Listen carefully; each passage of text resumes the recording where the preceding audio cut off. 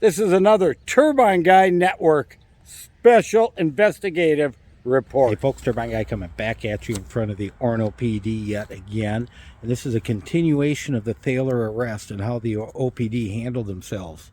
Now, I want you all to know this is going to be a bit of a sensitive video, so if you're a little sensitive to this topic or what's going on, I'm going to suggest that you turn this off and go watch something else right now.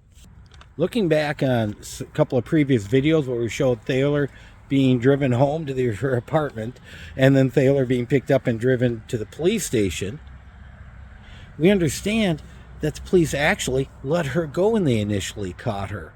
Well, I've had a chance to read through the Orono Police Department or police report for what went on here, and you will not at all believe, the probable cause sitting in front of these cops before they chose to drive her home. Please understand that when I'm reading some of this stuff, okay, these aren't my words. These are words out of the report of the officer. I think it's Weebush or Wybush. Sorry if I'm mispronouncing you.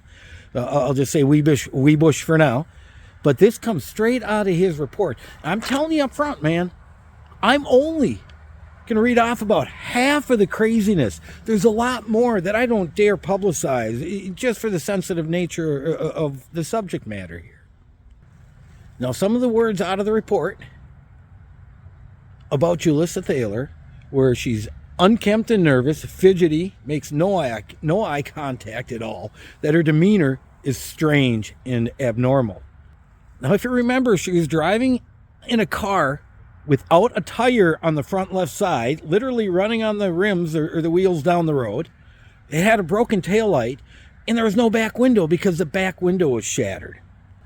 So she finally gets pulled over after numerous citizen reports, and the cops nab her, and they're looking at this, and what else do they see? There's actually a shotgun shell, unspent, unused shotgun shell, literally on the driver door handle, and there's a used shotgun shell in the cup holder of the car.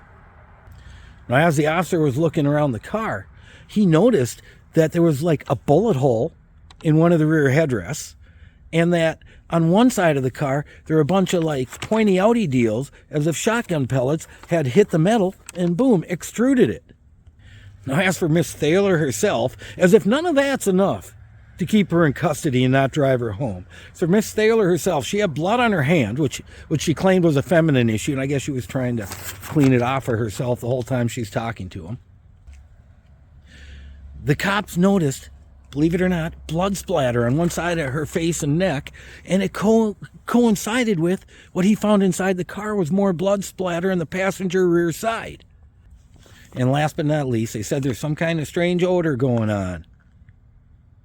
And we all probably know what that was. But the whole point is, with all of this stuff, not only the car, but Thaler, the Orono cops drove her home.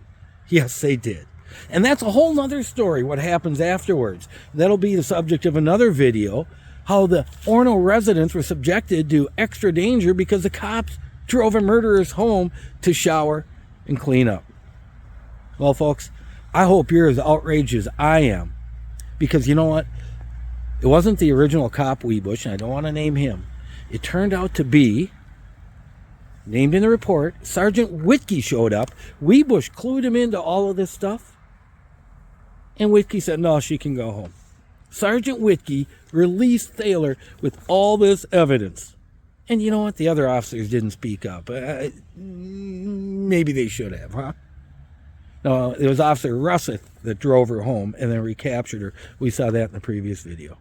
Like I said, though, just crazy, insane, or just sick that you got all this in front of you. While the Orono Police Department's out prosecuting all of us for property issues and driveways, the cops have all of this in front of them. Not only release her, but drive her home. Let's not forget that they did everything they could up here to prevent me from getting this data to get it to you. To the point where I actually had to file a lawsuit in order to be able to get it. And with all of that probable cause staring him straight in the face, I mean, like I said, I've only told you a part of what I've been able to read, and it's just insanity. Sgt Wittke, boom, says, get her out of here. Now, not only that, You know, you'd think someone like that who makes a mistake like that has an issue in the department, you know, like a little bit of punishment or maybe even being fired. But no, what the heck happened? Wittke got promoted to what? Deputy Chief of Police. This guy is next in line to be the Chief of Police in Orono. And he ain't smart enough to look probable cause straight in the face and do the right thing. Well, I seriously have to ask with the leadership, especially Orono Chief Farniak, what the hell is going on in this police department that not only do you cover stuff like this up, but we're promoting the people who are literally saying, hey, go drive a murderess home to clean herself up. Turbine Guy, signing off.